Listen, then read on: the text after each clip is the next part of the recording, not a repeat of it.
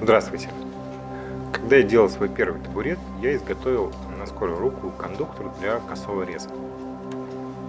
Решение было спонтанным, и поэтому я не стал заморачиваться, сделал все на скорую руку. То есть взял кусок фанеры, сделал направляющую, и угол пропила я задал прикрученным на саморезы куском фанеры. Кондуктор немного туго ходил, но свои функции выполнял отлично. Единственное, что при задании другого угла нужно было прикручивать ограничители в новое место.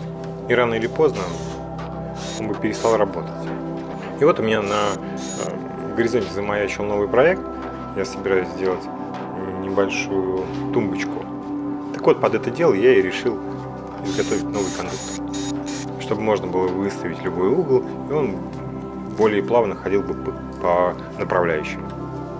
Присмотревшись к своей старой каретке, я увидел, что основание-то очень ровное, можно использовать его, а направляющую, разумеется, можно поменять. Для направляющей подобрал обрезок 6-мм фанеры. Чтобы поменьше было люфтов, решил сделать ее немного длиннее, чем сама каретка. Размерил длину и сразу же обрезал этот кусок по длине на торцовке. Хорошо, что она есть всегда теперь под боком.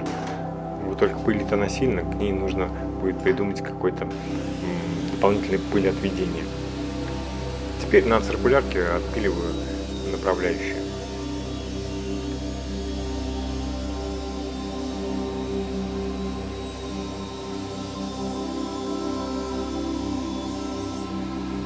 Проверяю на скольжение, с размером не ошибся, и примеряю на старое место с небольшим сдвигом, чтобы немного обновить режущую кромку каретки. Засверливаю отверстие под саморезы и снимаю фаску.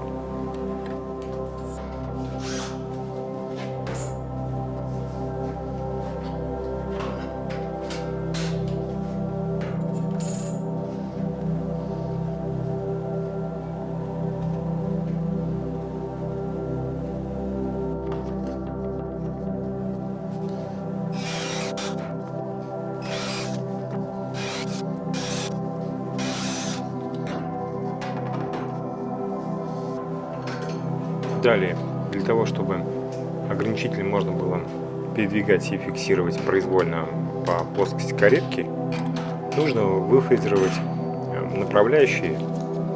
Для этого у меня есть специальная фреза, которая делает Т-образный паз. Мне нужно будет сделать таких два, чтобы по ним ходили свободно болты. Произвольно выбираю глубину фрезерования, чтобы сохранить крепость конструкции.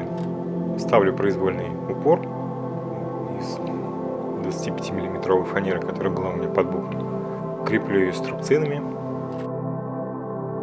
и в один проход фрезерую паз. В идеале для этого паза лучше подбирать специальные болты с длинными шляпками, но пока я таких не нашел, буду пока обходиться десяткой.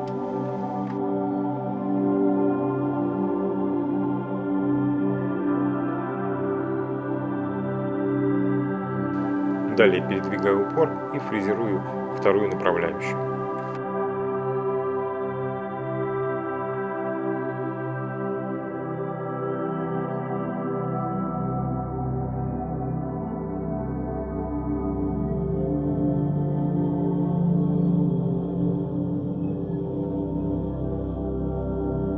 Шлифую обе поверхности каретки для лучшего скольжения. Взял для этого абразив 180 микрон.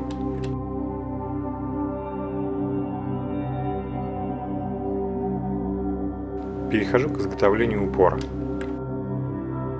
Для этого мне нужно выфрезеровать в куске 6-мм фанеры сквозную полосу, чтобы по ней могло передвигаться оба болта крепления. Ставлю базовую фрезу, у меня она все так же 12 мм. Меньшего диаметра я еще пока себе до сих пор не купил. Ставлю упор, тот же из 25-мм фанеры.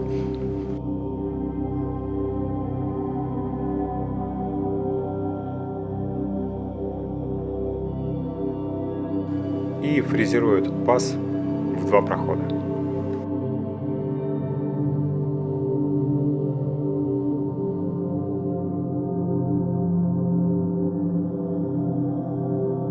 Отрезаю упор по длине, а вот ширину решил оставить такую же, что мало ли придется переворачивать. Также шлифую шлифмашинкой кругом 180 микрон.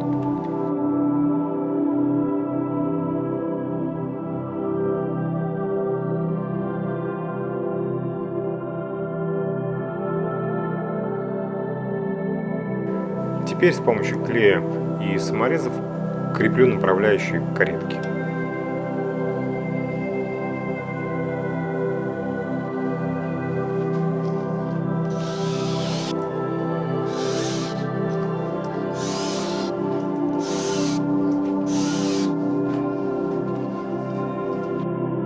Проверяю каретку на скольжение.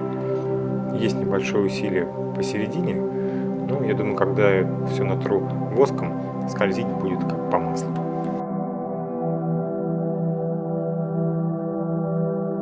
Теперь можно обновить кромку каретки.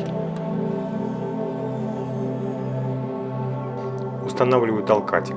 Нашел у себя брусок 50 мм и решил изготовить из него. Так как брус не строганный, я решил прогнать его через циркулярку со всех 4 сторон.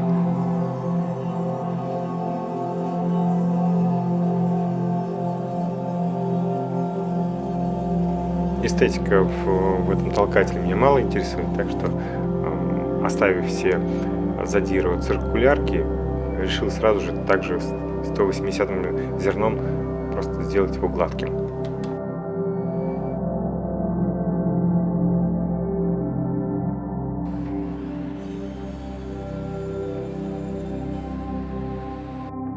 Креплю толкатель каретки. Точность угла здесь не имеет никакого значения, потому что это только толкатель. Но все равно я стараюсь его сделать ровно и выравниваю угольником под 45 градусов к режущей кромке. И креплю на саморезы.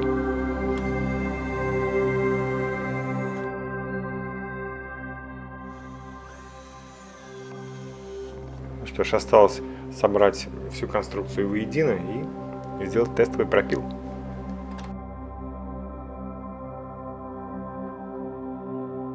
Нашел жертвенную досочку и просто разметил произвольный угол.